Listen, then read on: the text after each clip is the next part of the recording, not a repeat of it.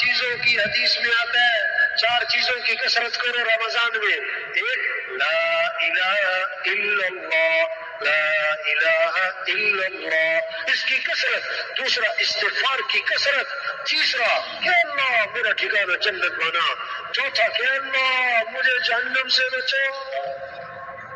رمضان میں کثرت اعمال کی، یہ رمضان اعمال کا مہینہ، یہ رمضان قرآن کا مہینہ، یہ رمضان ذکر کا مہینہ، یہ رمضان دعاؤں کا مہینہ، یہ رمضان نوافل کا مہینہ، یہ رمضان صدقہ خیرات۔ حضور صلی اللہ علیہ وسلم سخی تھے، جب آپ رمضان آتا تھا آپ کی سخاوت بڑھ جاتی تھی، اور صحابی فرماتے چلنے والی ہوا تو ہر گھر میں داخل ہوتی، ہوا تو ہر آدمی کو محسوس ہوتی ہے، ہر آدمی کو فائدہ پہنچاتی ہے۔